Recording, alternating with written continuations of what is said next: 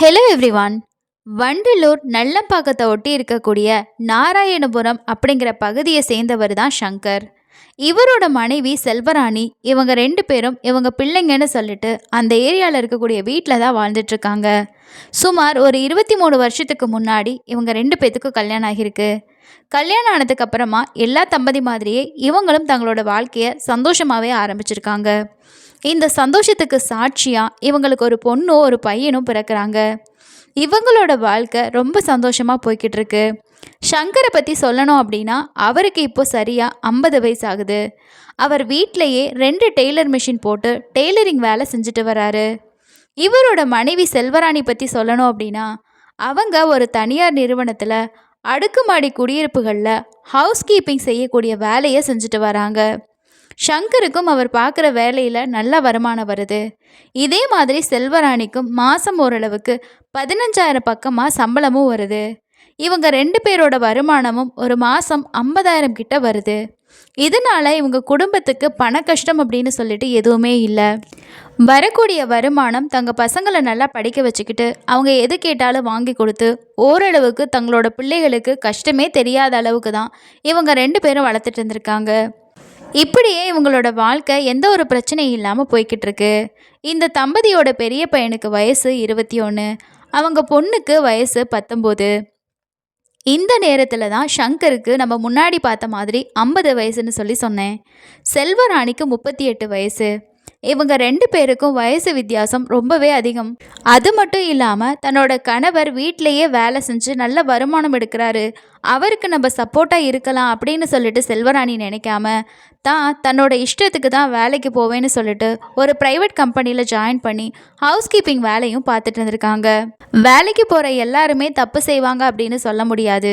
ஆனால் அவங்க வேலை பார்க்கக்கூடிய இடத்துல அவங்களுக்கு கிடைக்கக்கூடிய கான்டாக்ட், அவங்களோட பழக்க வழக்கங்கள் எப்படி இருக்குன்றதை பொறுத்து தான் அவங்களோட ஒவ்வொரு விஷயங்களும் மாறும்.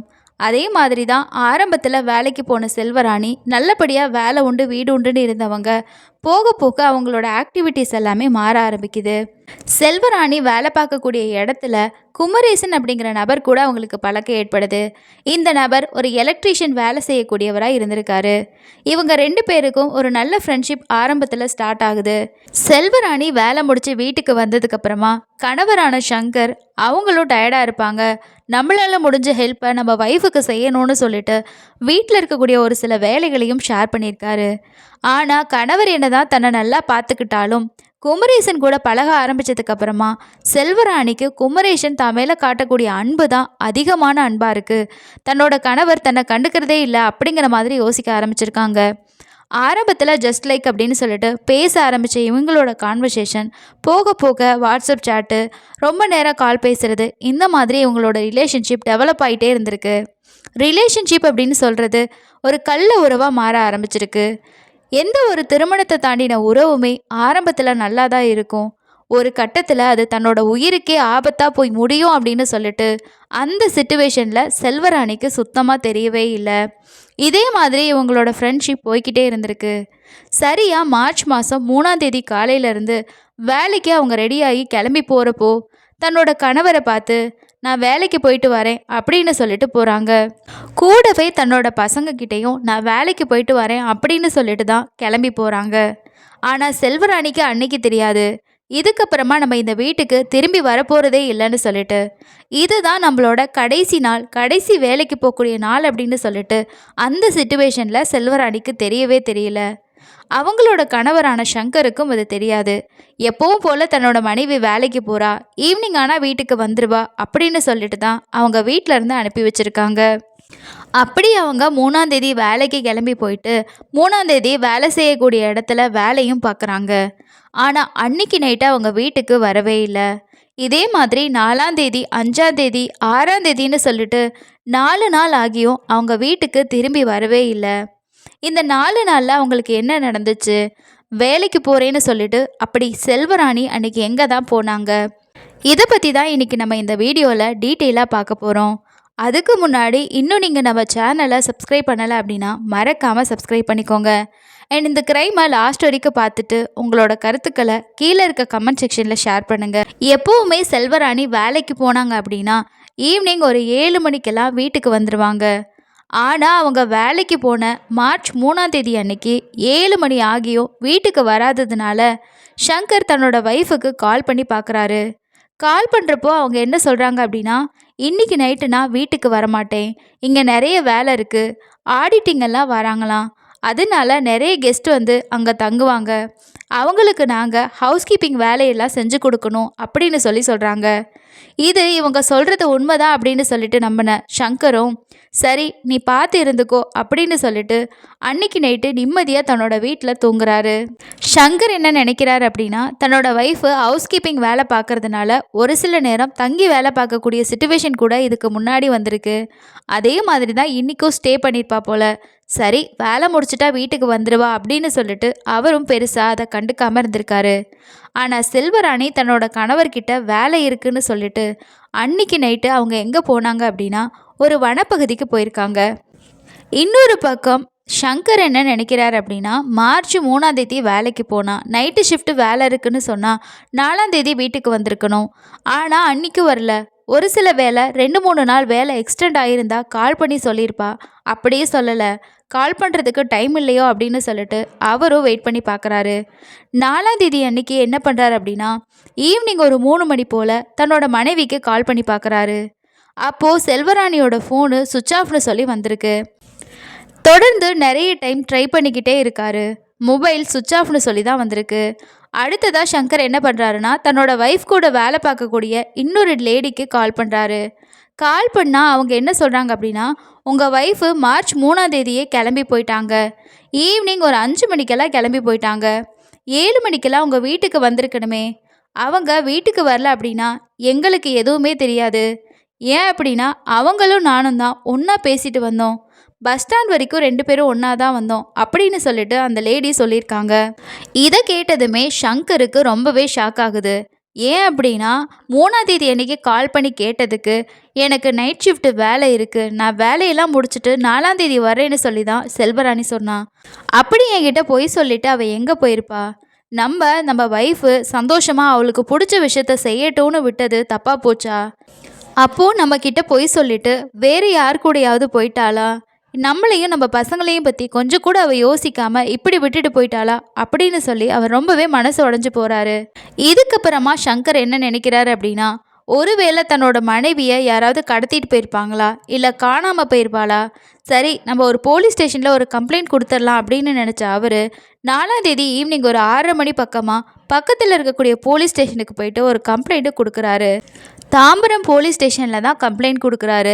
இவரோட புகாரில் என்ன சொல்கிறாரு அப்படின்னா, மார்ச் 3ஆம் தேதி அன்னைக்கு என்னோடய ஒய்ஃபு வேலைக்கு கிளம்பி போனாங்க சார், ஈவினிங் எனக்கு கால் பண்ணப்போ இன்றைக்கி எங்களுக்கு நைட்டு வேலை இருக்குது, 4ஆம் தேதி நான் வீட்டுக்கு வந்துடுவேன் அப்படின்னு சொல்லிட்டு தான் போனான், ஆனால் என் ஒய்ஃபு வீட்டுக்கு வரவே இல்லை, என்னோட ஒய்ஃபு எங்கே போனா, அவள் உயிரோடு இருக்காளா இல்லையா, இல்லை வேறு யாராவது ஒரு நபர் கூட எங்கேயாவது ஓடி போயிட்டாளா, இது மட்டும் எனக்கு தெரிஞ்சால் போதும் அப்படின்னு சொல்லிட்டு தான் ஒரு கம்ப்ளைண்ட்டாக கொடுத்துருக்காரு. இந்த கம்ப்ளைண்ட்டை ரெஜிஸ்டர் பண்ண போலீஸ் அடுத்ததாக என்ன பண்ணுறாங்க அப்படின்னா, செல்வராணி வேலை பார்த்ததா சொல்லக்கூடிய அந்த தனியார் நிறுவனத்தில் போயிட்டு அங்கே இருக்கிறவங்க கிட்ட என்கொயரி பண்ண ஆரம்பிக்கிறாங்க. 3ஆம் தேதி செல்வராணி வேலைக்கு வந்தது, அதே மாதிரி ஈவினிங் வேலை முடிச்சுட்டு போனது, இந்த மாதிரின்னு சொல்லி எல்லா ரெக்கார்டுமே அந்த ப்ரைவேட் கம்பெனியில் இருந்திருக்கு. கூடவே அங்கே இருக்கக்கூடிய சிசிடிவி ஃபுட்டேஜஸ்லேயும் காலையில் அவங்க வேலைக்கு வந்தது, ஈவினிங் அவங்க வேலை முடிச்சு போனதுன்னு சொல்லிட்டு எல்லாமே ரெக்கார்ட் ஆகிருந்திருக்கு. இதனால் கம்பெனி சைடில் என்ன சொல்லியிருக்காங்க அப்படின்னா, அவங்க வேலைக்கு வர்றாங்க சார், வேலை முடிச்சுட்டு அவங்க கரெக்டாக வீட்டுக்கு கிளம்பி போயிட்டாங்க, போனதுக்கப்புறமா அவங்களுக்கு என்ன ஆச்சு ஏதாச்சு அப்படிங்கிறது எங்களோட ப்ராப்ளம் கிடையாது, அதை பற்றி எங்களுக்கு தெரியவும் தெரியாது அப்படின்னு சொல்லி தான் சொல்லியிருக்காங்க. இதை வச்சு பார்க்கும்போது கண்டிப்பாக செல்வராணிக்கு ஏதோ ஒரு பிரச்சனை இருக்குது, இல்லை அப்படின்னா அவங்க வீட்டில் பொய் சொல்லிட்டு எங்கேயாவது போயிருக்கணும் அப்படின்னு சொல்லி போலீஸ் கன்ஃபார்ம் பண்ணுறாங்க. இதுக்கப்புறமா அவங்கள நம்ம கண்டுபிடிக்கணும் அப்படின்னா அவங்களோட மொபைல் நம்பரில் யார் கூட எல்லாம் பேசினாங்க, கடைசியாக அவங்க ஃபோனு எங்கே ஆஃப் ஆச்சு, இந்த மாதிரி விஷயத்தெல்லாம் எடுத்தால் கண்டிப்பாக ஏதாவது ஒரு க்ளூ கிடைக்கும்னு நினச்ச போலீஸும் அதே மாதிரி அவங்களோட ஃபோன் நம்பரை வாங்கி கால் ஹிஸ்ட்ரி எல்லாத்தையுமே கலெக்ட் பண்ணுறாங்க. இதில் குறிப்பாக மார்ச் 3ஆம் தேதி அன்னைக்கு அவங்க யார் யாருக்கெல்லாம் கால் பண்ணியிருக்காங்க அப்படின்னு சொல்லிட்டு போலீஸ் ட்ராக் பண்ணுறாங்க. அப்படி போலீஸ் அந்த கால் ஹிஸ்ட்ரியை எடுத்து பார்க்குறப்ப தான் அன்னைக்கு சம்மந்தப்பட்ட அன்னைக்கு இந்த செல்வராணி அவங்களோட கம்பெனியில் வேலை பார்க்கக்கூடிய குமரேசனுக்கு நிறைய டைம் கால் பண்ணியிருக்காங்க. அதே மாதிரி இந்த குமரேசனும் செல்வராணிக்கு நிறைய டைம் கால் பண்ணியிருக்காரு அப்படிங்கிற விஷயம் தெரிய வருது. குமரேசன் அப்படிங்கிற நபர் இப்போ எங்கே இருக்காரு அப்படின்னு சொல்லிட்டு நம்ம கண்டுபிடிச்சோம் அப்படின்னா, செல்வராணி அவன் கூட தான் இருக்காங்களா, இல்லை அவங்களுக்கு ஏதாவது ஆச்சா அப்படிங்கிற விஷயம் கண்டிப்பாக நமக்கு தெரிய வரும் அப்படின்னு சொல்லி போலீஸ் நினைக்கிறாங்க. அடுத்ததாக போலீஸ் இந்த குமரேசன் பற்றின தகவல்களை அந்த கம்பெனியில் கலெக்ட் பண்ணிவிட்டு அவர் பர்டிகுலராக தங்கியிருந்த அந்த இடத்துக்கு போய் பார்க்குறாங்க. அங்கே பார்க்கும்போது குமரேசன் ஒரு 4-5 நாளாக வரல, அவரோட சொந்த ஊருக்கு போயிட்டுருக்காரு அப்படின்னு சொல்லிட்டு சொல்கிறாங்க. அவரோட சொந்த ஊர் திருவண்ணாமலை. இப்போது குமரேசனோட மொபைல் நம்பரை வச்சு அவரோட லைவ் லொக்கேஷனை ட்ராக் பண்ண போலீஸ் நேராக திருவண்ணாமலைக்கே போகிறாங்க. திருவண்ணாமலையில் ஒரு பகுதியில் அவர் ஒளிஞ்சிட்டு இருந்திருக்காரு. அந்த பகுதிக்கு போயிட்டு குமரேசனை அதே இடத்துல அரெஸ்ட் பண்ணி விசாரணைக்காக போலீஸ் ஸ்டேஷனுக்கு கூட்டிகிட்டு வராங்க. ஆரம்பத்தில் இந்த குமரேசன் கிட்ட செல்வராணியை பற்றி கேட்ட போலீஸ் இவர் என்ன சொல்கிறார் அப்படின்னா, சார் அவங்களும் நானும் ஒரே கம்பெனியில் தான் வேலை பார்க்குறோம், அதனால நான் அவங்க கூட பேசுவேன், மற்றபடி அவங்க எங்கே போனாங்க என்ன அப்படின்னு சொல்லி எனக்கு எதுவுமே தெரியாது சார், நான் 4-5 நாளாக ஊருக்கு வந்துட்டேன், அவங்கள பார்க்கவே இல்லை அப்படின்னு சொல்லி தான் சொல்லியிருக்காரு. போலீஸ்க்கு அவர் சொல்கிறது உண்மையா பொய்யா அப்படிங்கிறத விட இந்த நபர் எதுக்கு அடிக்கடி கால் பண்ணியிருக்காரு அப்படின்னா, இவங்க 2 பேருக்குள்ளே ஏதோ ஒரு விஷயம் இருக்குது அப்படிங்கிறதுனால சிறப்பான ஒரு விசாரணையை ஆரம்பிக்கிறாங்க. அப்படி விசாரிக்கும் போது தான் நடந்த எல்லா விஷயத்தையுமே ஒன்று விடாமல் இந்த குமரேசன் போலீஸ்கிட்ட சொல்கிறாரு. செல்வராணியும் குமரேசனும் ஒரே கம்பெனியில் வேலை பார்க்கறதுனால ஆரம்பத்தில் 2 பேரும் யதார்த்தமாக தான் பேச ஆரம்பிச்சிருக்காங்க. ஆனால் போக போக இவங்களோட பழக்கம் நாளடைவில் தகாத ஒரு உறவாக மாற ஆரம்பிச்சிருக்கு. இது எவ்வளோ நாள்னா கிட்டத்தட்ட ஒரு 6 மாதமாக இருந்திருக்கு. தன்னோட கணவர்கிட்டையும் பசங்கக்கிட்டையும் வேலைக்கு போகிறேன்னு சொல்லிட்டு இந்த செல்வராணி குமரேசன் எடுத்திருக்கக்கூடிய அந்த வீட்டுக்கு போயிட்டு பல முறை அவர் கூட தனிமையில் உல்லாசமாக இருந்திருக்காங்க. இது மாதிரி 2 பேரும் வேலை பார்க்குற இடத்துலையும் லவ்வர்ஸ் மாதிரி பேசிகிட்டு இருந்திருக்காங்க. இப்படியே இவங்க 2 பேரோட இல்லீகலான ரிலேஷன்ஷிப் தொடர்ந்துக்கிட்டே இருக்கும்போது தான் இந்த எலக்ட்ரீஷியனான குமரேசன் இல்லீகலான ரிலேஷன்ஷிப்பில் இருக்க விஷயம் அவர் கூட வேலை பார்க்குற இன்னொரு நபருக்கு தெரிஞ்சிருக்கு. குமரேசனுக்கு 31 வயசாகியும் இன்னும் கல்யாணம் ஆகலை. ஆனால் 38 வயசு கூட கல்யாணத்தை தாண்டின ஒரு உறவில் ரொம்பவே சந்தோஷமான இருக்கானே அப்படின்னு சொல்லிட்டு அந்த நபருக்கு இவங்களை பார்த்தப்ப எரிச்சலாக இருந்திருக்கு. அந்த நபர் என்ன பண்ணியிருக்காரு அப்படின்னா, அந்த சம்மந்தப்பட்ட நபர் நேராக குமரேசன் கிட்ட போயிட்டு எனக்கு ஒரு சான்ஸ் கொடு, இல்லை அப்படின்னா நீங்கள் 2 பேரும் ஒரு இல்லீகல் ரிலேஷன்ஷிப்பில் இருக்க விஷயத்த நான் செல்வராணியோட கணவர்கிட்ட போயிட்டு சொல்லிடுவேன் அப்படிங்கிற மாதிரி சொல்லி மிரட்டியிருக்கான். இதுக்கு குமரேசன் என்ன பண்ணியிருக்கான் அப்படின்னா, இந்த விஷயம் தெரிஞ்சிருச்சு அப்படின்னா செல்வராணியோட ரிலேஷன்ஷிப் நமக்கு கட்டாயிரும், அதனால வேறு வழி இல்லை, அவளை எப்படியாவது தன்னோட ஃப்ரெண்டை அட்ஜஸ்ட் பண்ண சொல்லணும் அப்படின்னு நினச்சிட்டு அவங்களுக்கே தெரியாமல் ஒரு நாள் தன்னோட வீட்டில் அந்த நபரை ஸ்டே பண்ண வச்சுருக்காரு. எப்பயும் போல் செல்வராணி குமரேசனை பார்க்குறதுக்காக அந்த வீட்டுக்கு போயிருக்காங்க. அப்படி போனப்போ தான் இன்னொரு நபர் அங்கே இருக்கிறத பார்த்துட்டு அவங்க பயங்கரமாக குமரேசன் கூட சண்டையும் போட்டிருக்காங்க. அதெல்லாம் நீ சொல்கிற மாதிரி என்னால் அட்ஜஸ்ட் பண்ணிக்க முடியாது, உன் கூட இருக்க ரிலேஷன்ஷிப் இருந்தால் தானே இவன் போயிட்டு என்னோடய ஹஸ்பண்ட் கிட்ட சொல்ல முடியும், நான் இப்போவே உன் கூட இருக்கக்கூடிய ரிலேஷன்ஷிப்பை முடிச்சுக்கிறேன் அப்படின்னு சொல்லிட்டு பயங்கரமாக குமரேசனோட சண்டை போட்டுட்டு அந்த வீட்டிலேருந்து வந்திருக்காங்க. வந்ததுக்கப்புறமா குமரேசன் கூட பேசி வார்த்தையே அவங்க சுத்தமாக நிறுத்திட்டாங்க. இதுக்கப்புறமா இந்த விஷயம் குமரேசனுக்கு பயங்கரமான ஒரு மன உளைச்சலை ஏற்படுத்தியிருக்கு. ஆரம்பத்தில் நம்ம ரொம்ப சந்தோஷமாக செல்வராணி கூட ஜாலியாக தான் இருந்தோம், இவன் நம்மளோட லைஃப்பை இப்படி கெடுத்து விட்டானே அப்படின்னு சொல்லிட்டு ஒரு பக்கம் கோவமாக இருந்தாலும் அதுக்கப்புறமா செல்வராணிக்கிட்ட இந்த மாதிரி இனிமேல் நடக்காது, நம்ம திரும்பவும் பழைய மாதிரி ஒன்றா இருக்கலாம்னு சொல்லிட்டு நிறைய டைம் கெஞ்சவும் ஆரம்பிச்சிருக்காரு. ஆனால் செல்வராணி எதுக்குமே மசீர மாதிரி இல்லை. நீ இப்படி தான் சொல்லுவ, அப்புறம் எனக்கே தெரியாமல் இன்னொரு நபரை கூட்டிகிட்டு அவர் கூடயே அட்ஜஸ்ட் பண்ணுன்னு சொல்லுவ, என்னால் அப்படியெல்லாம் இருக்க முடியாது அப்படின்னு சொல்லிட்டு குமரேசனோட மொபைலை பிளாக் பண்ணியிருக்காங்க. அதுக்கப்புறமா கால்லையும் பேச முடியாமல் வேலை பார்க்குற இடத்துலையும் செல்வராணி கூட பேச முடியாமல் குமரேசன் தடுமாறிக்கிட்டே இருந்திருக்காரு. கடைசியாக ஒரு டைமாவது செல்வராணி கூட நம்ம சந்தோஷமாக இருக்கணும், பழைய மாதிரி நம்மளோட ரிலேஷன்ஷிப்பை கண்டினியூ பண்ணணும், ஒருவேளை அவள் அப்படி ஒத்துக்கலை அப்படின்னா இனிமே எனக்கு கிடைக்காதது வேறு யாருக்குமே கிடைக்கக்கூடாது அப்படின்னு நினச்ச குமரேசன் என்ன பண்ணியிருக்கான் அப்படின்னா, சரியாக மார்ச் 3ஆம் தேதி அன்னைக்கு செல்வராணிக்கிட்ட கடைசியாக உன் கூட ஒரே ஒரு நாள் நான் பேசணும், ப்ளீஸ் எனக்காக வா அப்படின்னு சொல்லியிருக்காங்க.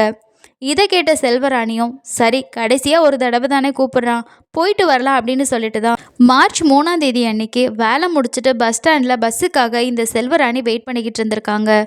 அந்த நேரத்தில் அங்கே வந்த குமரேசன் ப்ளீஸ் கடைசியாக ஒரு தடவை நான் சொல்கிறத கேளு வா அப்படின்னு சொல்லி அவங்கள ஒரு 6 மணி பக்கமாக வலுக்கட்டாயமாக பக்கத்தில் இருக்கக்கூடிய ஒரு வனப்பகுதிக்கு கூட்டிகிட்டு போயிருக்காங்க. அங்கே போயிட்டு கொஞ்ச நேரம் 2 பேரும் உட்காந்து பேச ஆரம்பிச்சிருக்காங்க.